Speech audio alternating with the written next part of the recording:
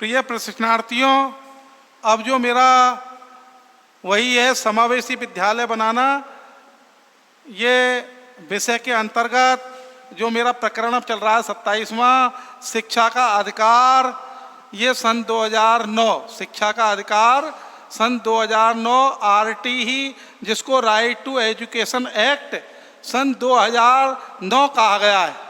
इसके जो प्रमुख उद्देश्य हैं, वो प्रमुख उद्देश्य कौन कौन से हैं, उद्देश्यों की ओर मैं आपका ध्यान पुनः आकर्षित करता हूं। प्रिय प्रशिक्षणार्थियों, देखिए इसके शिक्षा का अधिकार मैंने पहले आपको इसके बारे में बताया था, अब पुनः इसके उद्देश्यों की ओर आपको मैं ध्यान आकर्षित कर रहा हूं। तो जो पहला जो इसका प्रमुख उद्देश्य है वो वर्ग भेद और जाति भेद को मिटाना है। देखिए शिक्षा के अधिकार का जो पहला उद्देश्य है वो उद्देश्य यह है कि जो अपने देश भारत में वर्ग भेद और जाति भेद को समाप्त करना है। उसके बाद में बाल श्रमिक हैं, प्रवासी भारतीय हैं, उसके बाद में विशिष्ट बालक हैं, जरूरत व मंद बुद्धि बालक हैं, इन बालकों के लिए शिक्षा की व्यवस्था करना भी इसका प्रमुख उद्देश्य है। इसलिए प्रशिक्षणार्थियों, मैं आपको पुनः इस ओर ध्यान केंद्रित करता हूं कि इसमें नंबर 1 है कि वर्ग भेद, जाति भेद, इनको समाप्त करना है। उसके बाद में इनमें विशिष्ट जो बाल श्रमिक हैं, प्रवासी विशिष्ट जरूरतमंद वाले जो बालक हैं, एवं सांस्कृतिक एवं आर्थिक, भौगोलिक एवं भाषाई व लिंग के आधार पर जो अन्य विशिष्टताएं व सभी छात्रों के लिए एक मंच पर लाना है। इन सभी छात्रों को, सभी जो छात्र हैं, सभी छात्रों को एक मंच पर लाना है। ये इसकी पहला प्रमुख उद्देश्य है। ये पहला जो प्रमुख उद्देश्य है वो मैं पुनः आपको रिपीट कर रहा हूँ। इसलिए प्रिय प्रशिक्षणार्थियों, देखिए नंबर 1 जो पहला इसका प्रमुख उद्देश्य है वो उद्देश्य है वर्ग भेद, ऊंच नीच, जिसको गरीब अमीर मध्यम, उसके बाद जाति भेद, इनको समाप्त करना है। उसके बाद में बाल श्रमिक, प्रवासी जो भारतीय हैं या विशिष्ट या जरूरतमंद जो बालक हैं, उनको सामाजिक, आर्थिक, सांस्कृतिक एवं उनको भाषाई एवं लिंग के आधार पर उन सभी बालकों के लिए एक मंच पर लाना इनका उद्देश्य है। पहला जो उद्देश्य है वो यही है कि सभी जो विशिष्ट बालक हैं, इन बालकों को एक साथ एक मंच पर ही लाना इसका प्रमुख उद्देश्य है। अलग अलग नहीं, सभी को एक ही उस पर मंच पर लाना है इसका प्रमुख उद्देश्य है। किसका? शिक्षा का अधिकार अधिनियम सन 2009 का जो प्रमुख उद्देश्य है वो उद्देश्य है वर्ग भेद, जाति भेद को समाप्त करना और बाल श्रमिक, प्रवासी, इसके बाद में विशिष्ट जो बालक हैं, जरूरतमंद वाले बालक हैं, उनको सामाजिक, आर्थिक, सांस्कृतिक, उसके बाद में जाति, उस लिंग, इनके भेद हैं, इनको भाषाई हैं, इन भेदों के जो अलग अलग हैं, इन सभी को एक मंच पर लाना है। ये इसका प्रमुख उद्देश्य नंबर 1 है। इसलिए प्रशिक्षणार्थियों, मैं पुनः आपको यह शिक्षा के साथ साथ विद्यार्थियों की अन्य आवश्यकताओं को भी ध्यान में रखा गया है। ये नंबर 2, शिक्षा के साथ साथ बालकों की सभी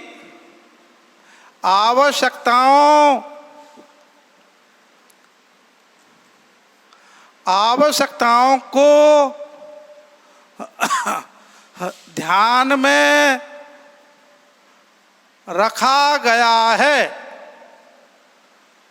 देखिए शिक्षा तो है ही है, लेकिन शिक्षा के साथ साथ में जो विद्यार्थियों की अन्य जो आवश्यकताएं हैं, शिक्षा के साथ साथ में बालकों की अन्य सभी आवश्यकताओं को, या अन्य भी लिख दो, अन्य सभी आवश्यकताओं को ध्यान में रखा गया है। ये भी एक इसका आरटी 2009 का दूसरा उद्देश्य है। इसका दूसरा उद्देश्य है शिक्षा के साथ साथ में जो बालक की मूलभूत जो आवश्यकताएं हैं उनका भी ध्यान रखा गया है। ये इसका दूसरा उद्देश्य है। ये इसका दूसरा उद्देश्य है। इस अधिकार से शिक्षा को न केवल विकास सुनिश्चित किया गया अपितु शिक्षा का प्रसार भी समाहित है। शिक्षा इस अधिकार से, नंबर 3 लिख लो, इस अधिकार से, कौन से अधिकार से? आरटीई, ये सन 2009। इस अधिकार से शिक्षा का न केवल विकास सुनिश्चित किया गया है, इस अधिकार से अपितु इस अधिकार से अपितु शिक्षा का न केवल विकास, इस अधिकार से शिक्षा का विकास, शिक्षा का विकास, केवल विकास, शिक्षा का केवल विकास सुनिश्चित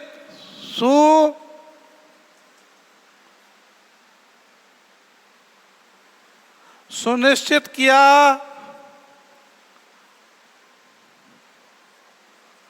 गया है, सुनिश्चित किया गया है, अपितु शिक्षा का प्रसार भी समाहित है।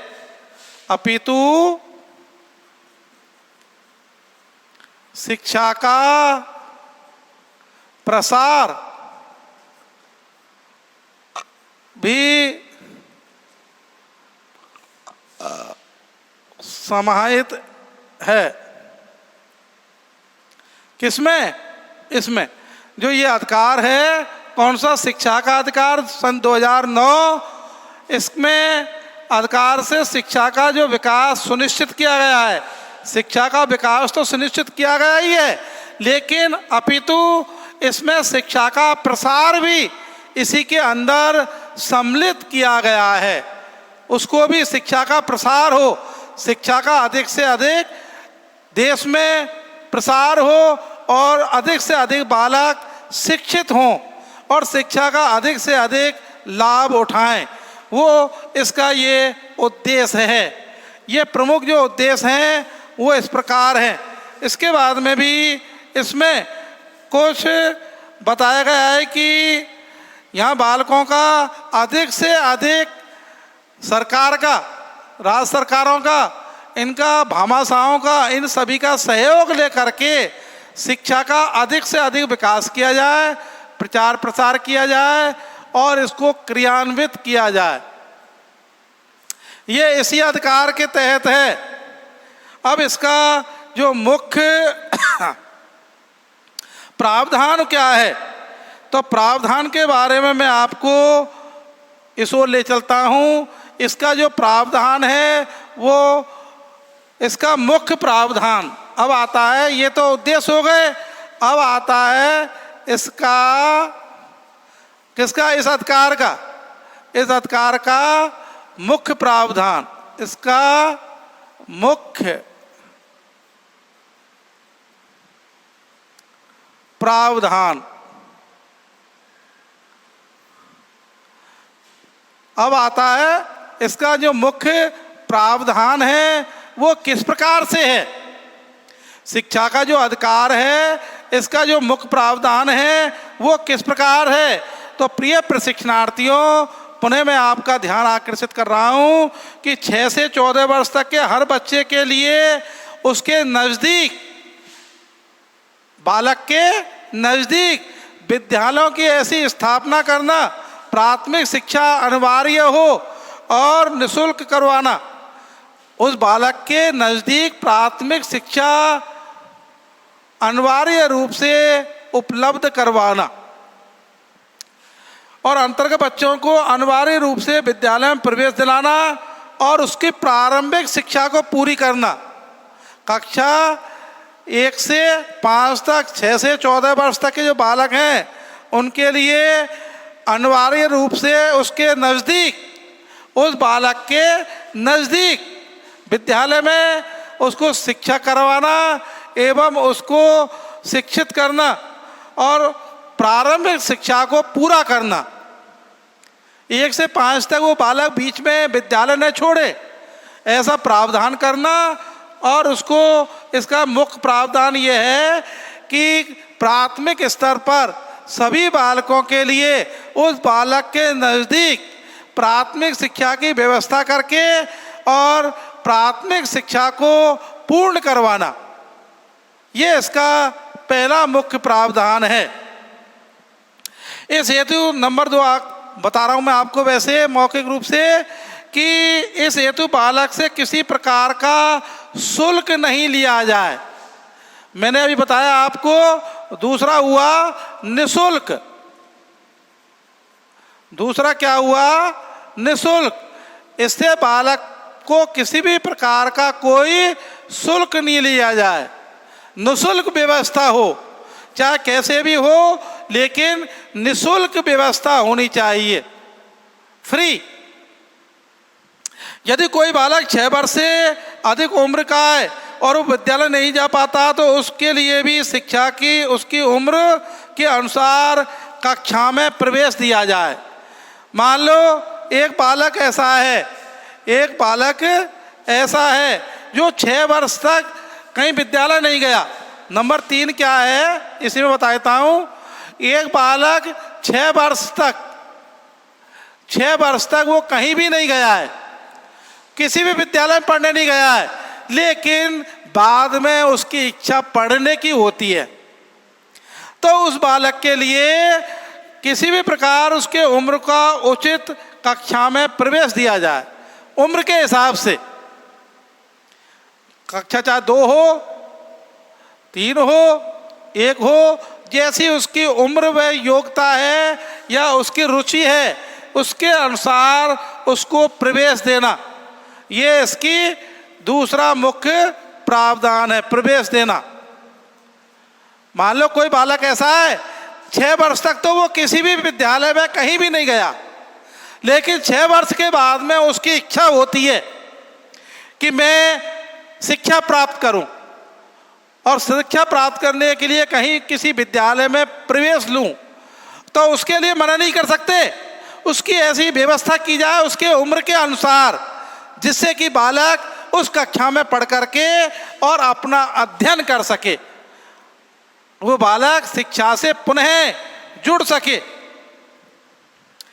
इसके बाद में इस अधिनियम के अंतर्गत अनिवार्य रूप से 25% सीटें, नंबर 4 में बता रहा हूँ आपको, सार रूप में 25% सीटें किन के लिए होनी चाहिए? इसमें बंटवारा होना चाहिए, कमजोर वर्ग के लिए आरक्षित हों। 25% सीटें किसके लिए? कमजोर वर्ग, जो आर्थिक रूप से कमजोर वर्ग है के लिए आरक्षित होनी चाहिए। कमजोर वर्ग के लिए क्या होनी चाहिए? आरक्षित होनी चाहिए। इसके बाद में कोई भी स्कूल शिक्षा का अधिकार का उल्लंघन करता है, अगर कोई भी इस शिक्षा के अधिकार का क्या करता है, पालन नहीं करता, उल्लंघन करता है, तो उसके लिए दंड दिए जाने का भी प्रावधान है। कितना है? उसे कक्षा 1 से 8 तक गरीब बच्चों के लिए 1/4 सीटें अनिवार्य थी, लेकिन कक्षा 1 में असाधारण सन 2011 से शुरू हो गया कि कंपटीशन शुल्क लेना है तो उसे शुल्क का 10 गुना आर्थिक दंड देना होगा। मान लो कंपटीशन शुल्क के नाम से कोई लेता है, कंपटीशन के शुल्क के नाम से उसने लिया है, तो उसको 10 गुना दंड देना होगा। कितना देना होगा? 10 गुना। एक्स्ट्रा क्लास के नाम से, कोई कंपटीशन के नाम से अगर बीच में इसका उल्लंघन करता है और कोई शुल्क लेता है, तो ऐसा प्रावधान है जो लिया गया शुल्क है उस शुल्क का 10 गुना, जो लिया गया शुल्क है उसका 10 गुना उस बालक के लिए देना होगा। कितना? कंपटीशन नाम का वो शुल्क लेता है तो उसको 10 गुना आर्थिक दंड देना होगा। ये भी इसमें प्रावधान रखा गया है। और भी एक प्रावधान है, इसके में नंबर 5 आता है, इसमें 20,000 और 25,000 रुपये, ये भी एक दंड का इसमें प्रावधान है। देखिए, यदि कोई परीक्षा, पूर्व परीक्षा ली जाती है, अगर कोई बीच में परीक्षा से पूर्व कोई परीक्षा ली जाती है और दोषी पाए जाने पर ऐसी संस्थाओं से प्रथम बार 25,000 रुपये, उसके बाद में प्रत्येक मामले के लिए 50,000 रुपये का भी दंड का प्रावधान है। पहले तो है 25,000, उसके बाद में है डायरेक्ट 50,000 रुपये का प्रावधान है। पहला तो है 25,000 रुपये। अगर कोई संस्था ऐसी पकड़ी जाती है कि बीच में वो परीक्षा वगैरह लें या किसी भी प्रकार का और दोषी पाए जाने पर, परीक्षा कौन सी? पूर्व प्रवेश परीक्षा। पूर्व प्रवेश परीक्षा अगर कोई भी संस्थान लेता है,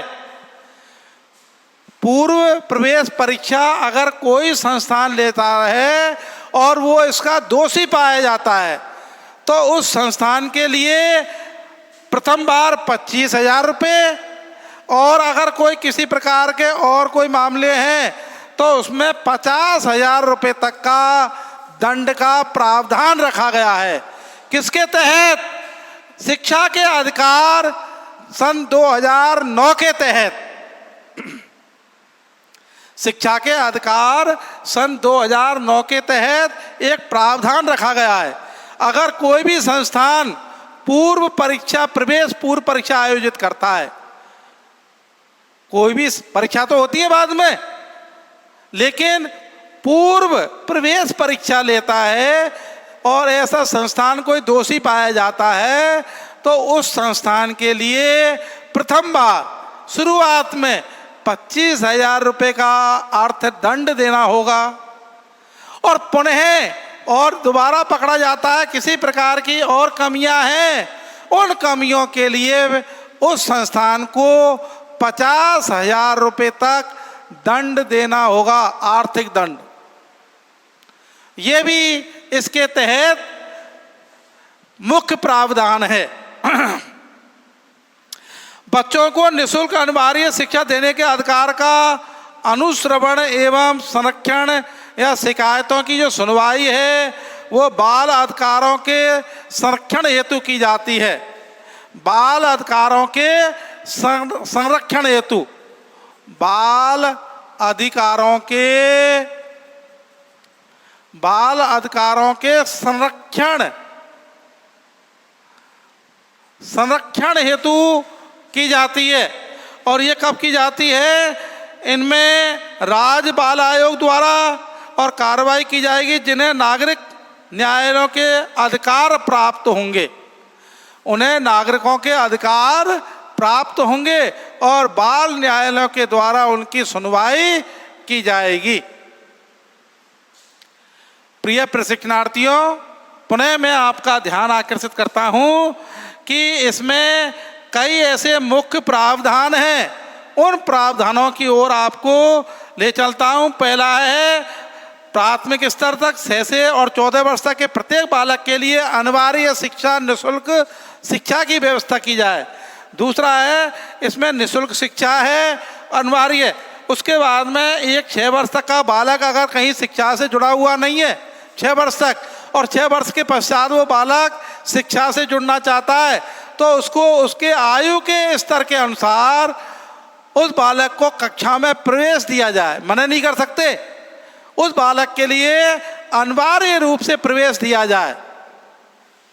एवं उसके लिए प्रवेश देने के लिए जो 25% जो कमज़ोर, आर्थिक रूप से कमज़ोर बालक हैं, जिनके माता पिता आर्थिक रूप से कमज़ोर हैं, ऐसे बालकों के लिए आरक्षित सीटें होनी चाहिए। 25% कितनी होनी चाहिए? 25% आरक्षित सीट होनी चाहिए जो कमज़ोर वर्ग के हैं। जो कमज़ोर वर्ग के जिनके माता पिता हैं उनके लिए 25% आरक्षित सीटों का प्रावधान है। उसके बाद में देखिए, पुनः मैं और बता रहा हूं कि ऐसी संस्थाएं जो पूर्व प्रवेश के नाम पर परीक्षा आयोजित करती हैं, ऐसी संस्थाएं जो पूर्व प्रवेश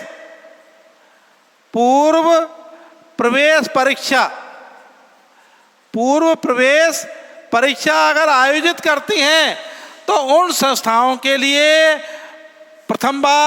पहली बार 25,000 रुपये का आर्थिक दंड एवं पुनः और कोई कमियां पाई जाती हैं तो 50,000 रुपये का आर्थिक दंड उस संस्था के लिए देना होगा अनिवार्य रूप से, बगैर किसी झिझक के।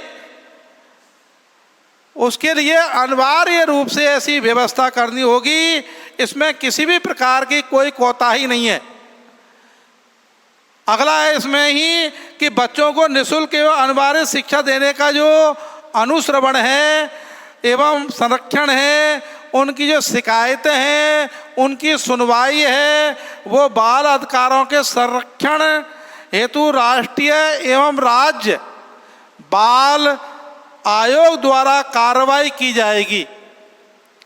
राष्ट्रीय संरक्षण एवं बाल आयोग द्वारा ऐसे कार्यों की शिकायत मिलने पर कार्यवाही की जाएगी। जिन्हें नागरिक न्यायालयों में अधिकार प्राप्त होंगे, उनके लिए नागरिक अधिकार प्राप्त होंगे, उसमें ऐसी कार्रवाई की जाएगी। ये प्रशिक्षणार्थियों, पुनः मैं आपको इसको ले चलता हूँ कि सरकारी विद्यालयों में भी जो विद्यालय प्रबंध समितियां हैं उनका गठन होगा। सरकारी विद्यालय में भी जो विद्यालय प्रबंध कमेटियां हैं, गठन कमेटियां, उनका भी गठन होगा। और उस गठन के पश्चात उसमें जो 3/4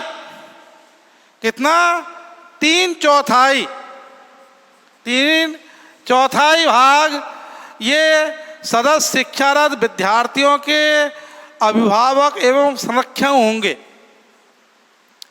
मैं पुनः इसको रिपीट कर रहा हूँ। देखिए प्रशिक्षणार्थियों, ये नंबर 7 है कि सभी राजकीय विद्यालय, सभी जो सरकारी विद्यालय हैं उन विद्यालयों में प्रबंध समितियों का गठन किया जाए और उन गठन में 3/4 सदस्य शिक्षारत जो विद्यार्थी हैं, जो अध्ययनरत जो विद्यार्थी हैं, उन विद्यार्थियों के अभिभावक होने चाहिए और बचे हुए में और सभी अध्यापकगण ये होने चाहिए। इसके बाद में पुनः इसको बता रहा हूँ, दोबारा देखिए। सरकारी विद्यालय जो गवर्नमेंट स्कूल्स हैं, उन स्कूलों में जो विद्यालय प्रबंध समितियों का गठन किया जाए। किसका? विद्यालय प्रबंध समितियों का गठन किया जाए और जिसके 3/4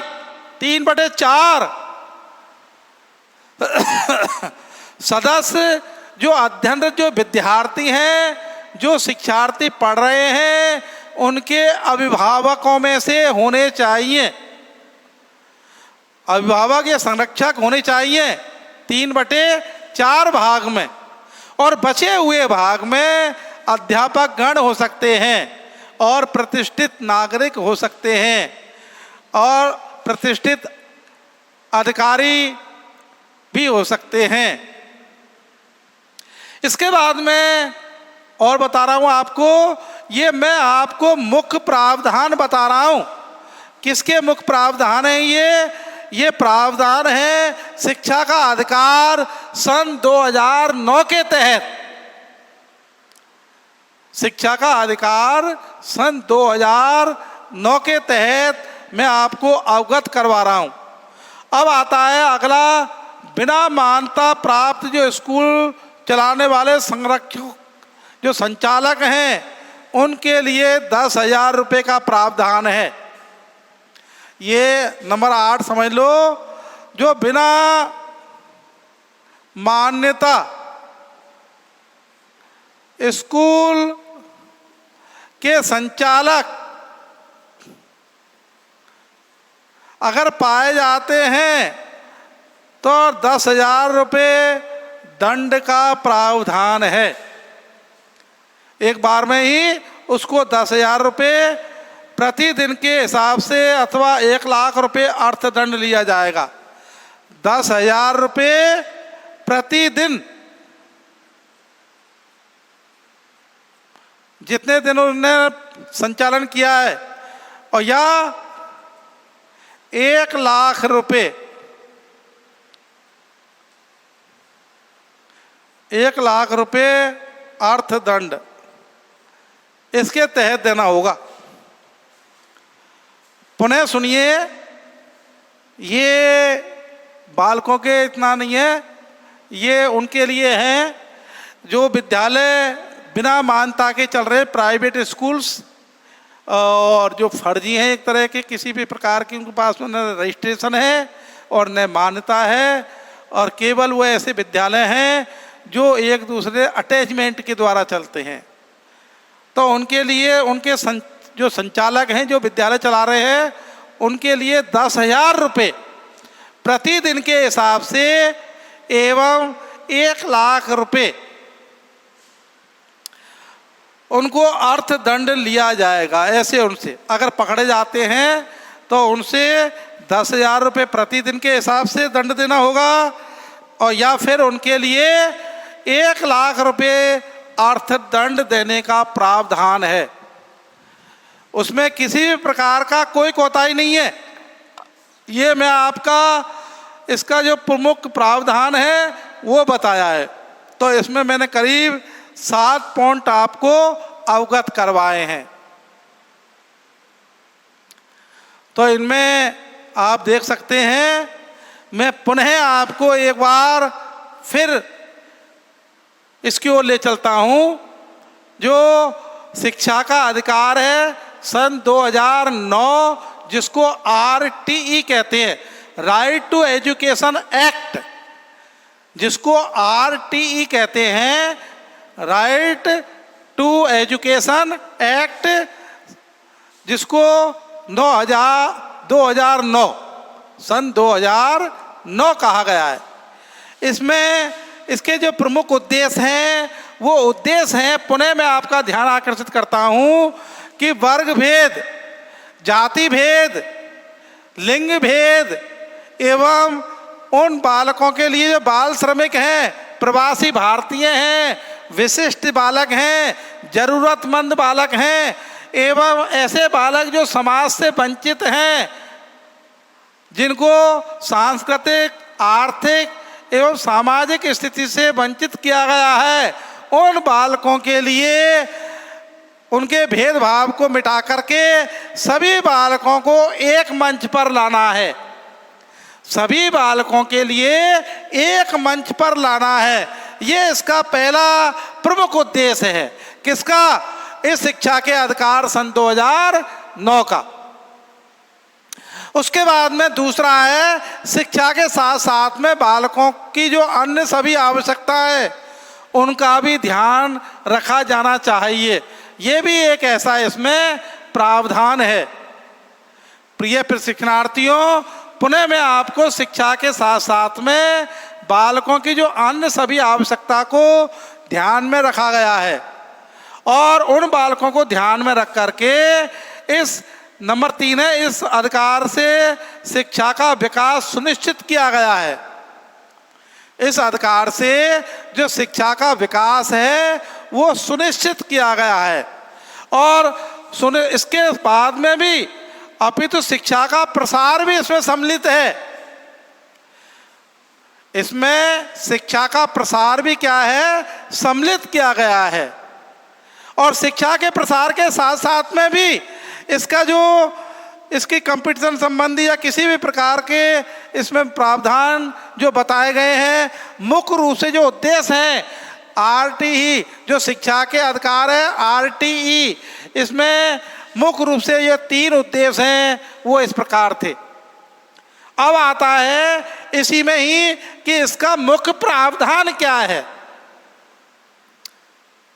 मैं पुनः आपको याद करवा रहा हूं प्रिय प्रशिक्षणार्थियों कि इसका जो पहला जो प्रावधान है वो ये है, कक्षा 1 से 5 तक के 6 से 14 वर्ष तक के जितने भी बालक हैं उन बालकों के लिए निःशुल्क अनिवार्य शिक्षा देना, शिक्षा की व्यवस्था करना, उनके विद्यालय उनके निवास के नज़दीक जहाँ वो बालक रहते हैं उन बालकों के निवास के नज़दीक ऐसी व्यवस्थाएं करना, ऐसे विद्यालय खोलना। इस आपने देखा होगा इसी के तहत गांव-गांव और ढाणी-ढाणी में प्राथमिक विद्यालय खोले गए हैं सरकारों के द्वारा देश के इसमें। उसके बाद में चलो विद्यालय खोल दिए, प्रावधान कर दिया, लेकिन ये नहीं कि उनसे कहीं कुछ निःशुल्क शिक्षा, अनिवार्य शिक्षा, कोई लेना देना नहीं, निःशुल्क ऐसे बालकों से कोई भी शुल्क नहीं लिया जाए, न प्रताड़ित किया जाए किसी प्रकार से शुल्क के लिए और न ही किसी प्रकार का कोई उनसे सुविधा शुल्क वगैरह या लिया जाए, निःशुल्क। इसके बाद में आता है कि कोई बालक ऐसा है जो 6 वर्ष तक शिक्षा से वंचित रहा है शुरू में, लेकिन पुनः वो शिक्षा से जुड़ने की उसकी इच्छा हुई है और वो 6 वर्ष के बाद में प्रवेश लेना चाहता है, तो प्रशिक्षणार्थियों उस बालक को प्रवेश उसकी आयु के अनुसार, उसकी मेंटल एबिलिटी के अनुसार, उसकी शैक्षणिक योग्यता के अनुसार, शारीरिक योग्यता के अनुसार उस बालक को प्रवेश उसी हिसाब से दिया जाए। जैसे मान लो कक्षा 2 है तो 2 लाख, 3 है 3 लाख, कक्षा 1 तो 1, जो उसकी कैपेसिटी है। प्रवेश देने से मना नहीं कर सकते कि नहीं ओवरेज हो गया 6 वर्ष के बाद में आया है, नहीं ऐसा नहीं कह सकते। उसको प्रवेश दिया जाए RTE के तहत सन 2009। उसके बाद में 25% जो सीटें हैं वो आर्थिक रूप से जिनके माता पिता कमजोर हैं, आर्थिक रूप से जिनके माता पिता कमजोर हैं, ऐसे माता पिता के लिए उनके लिए भी प्रवेश देना अनिवार्य है और उनके लिए ऐसी आरक्षित सीटें रखी जाए 25%।